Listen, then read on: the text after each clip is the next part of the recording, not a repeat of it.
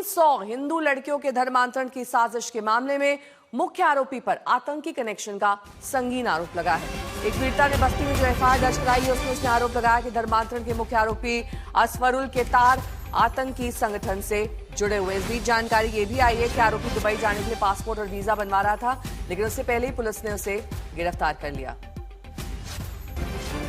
खुलासा ये भी हुआ कि आरोपी ने नेपाल के जरिए बाहर जाने की कोशिश की, हालांकि सुरक्षा एजेंसियों की मुस्तैदी के चलते वो ट्रैप हो गया। आशीष मेरे सहयोगी जुड़ गए हैं तमाम जानकारी के साथ। आशीष, मुख्य आरोपी के बारे में और क्या जानकारी मिल रही है? कहां भागना चाह रहा था वो और सारे रास्ते बंद कर दिए गए? बिल्कुल, देखिए सबसे बड़ी बात है नेहा की जो महिला है, जो पीड़ित है, उसने ये संगीन आरोप लगाया और बड़ा आरोप है कि आरोपी के जो तार हैं वो आतंकी संगठन से जुड़े हुए हैं और ऐसे ही नहीं देशद्रोह और इसके साथ साथ देह व्यापार के लिए महिलाओं को भेजना। और ये बड़ा संगीन आरोप है कि आखिर आतंकी संगठन में किस तरीके से वो कार्य कर रहा था। इसको लेकर एफआईआर में दर्ज किया गया और एफआईआर में इस बात का जिक्र किया गया है।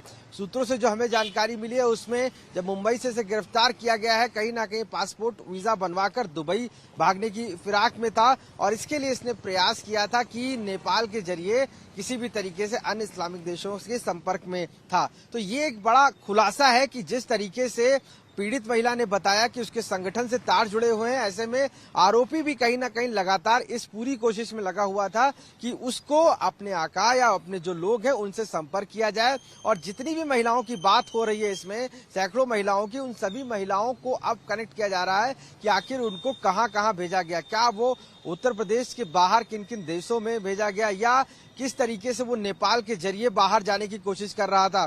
तो ये बड़ा खुलासा अब सतर्क जो एजेंसियां हैं वो भी अब पूरी जांच कर रही हैं कि आतंकी संगठन से किस प्रकार से इसका कनेक्शन था। चूंकि पीड़ित महिला ने अगर बोला है तो इसके पीछे बड़ी वजह है और साथ साथ जो बात कही जा रही है कि कई महिलाओं को इसमें धकेला गया है, देशद्रोह जैसे संगीन आरोप लगे हैं। तो इस पूरे मामले पर अब ये भी निकलकर सामने आया है कि नेपाल से सटा होने के नाते बस्ती पे कहीं ना कहीं वो नेपाल के जरिए इस्लामिक जो लोग थे उनसे संपर्क करने की कोशिश की देशों से, लेकिन जो सुरक्षा एजेंसियां थी उनकी पुख्ता जानकारी के मुताबिक और जानकारी की वजह से कहीं ना कहीं आरोपी को अरेस्ट भी किया गया मुंबई से और वो इस पूरी फिराक में था कि अपने आप को बचाए। और इसी वजह से अब इस पूरे मामले पर इंटरनेशनल कनेक्शंस हैं उनकी अब छानबीन की जा रही है कि किस तरीके से ये इंटरनेशनली महिलाओं को आगे बढ़ाता था और किस तरीके से धर्मांतरण का इतना बड़ा रैकेट भारत और भारत के बाहर शुरू हो गया था। ठीक है, बने रहिए हमारे साथ, मैं लौटूंगी आपके पास।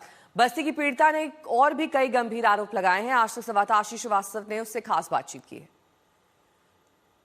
यानी मोडस ऑपरेंडी हम समझें अगर तो ये पहले दोस्ती करता था फेसबुक के जरिए या इंस्टाग्राम के जरिए या नौकरी दिलाने के बहाने एक कैसे ट्रैप करता था महिलाओं को। ये फेसबुक बहुत ज़्यादा यूज़ करता है और फेसबुक से लड़कियों को फंसाता है और इसका इंस्टाग्राम जो है सबसे बड़ा टैप करने का, ये लड़कियों को वहाँ से ज़्यादातर फंसाता है। और बाकी इसके घर पे जैसे कोई भी लड़की को इसने देखा तो वो बहुत सारी चीज़ें उसको बोल के कि मैं तुम्हारी ये हेल्प कर सकता हूँ, ऐसा कर सकता हूँ, बोल के फंसा के और उनके साथ ऐसा कर। ये इसके साथ में और दोस्त भी इन्वॉल्व हैं, अलग अलग जगह पर लोग हैं इसके। जब ये जाता है कहीं या मुंबई जाता हो या गोरखपुर जाता हो, वहाँ मददगार हैं इसके, एक तरीके से रैकेट चल रहा हो, गैंग चल रहा हो। इसके जो है जितने भी फ्रेंड हैं सब मुस्लिम ही हैं और सब एक जैसे जिहादी टाइप के ही हैं। तो वो सब जो है लड़कियों को टारगेट करते हैं और ये वहाँ जाता उन लड़कियों को फंसाता है और उनके साथ वो रेप जैसी चीज़ें करता है, प्लस उनको बेचने का भी ये काम करता है। और इसका जो रैकेट है, इसका पूरा गैंग है, अलग अलग जगह पे है। तो ये सारे जो इसके साथ रहने वाले हैं, जो इसके दोस्त हैं, ये सभी ऐसा करते हैं।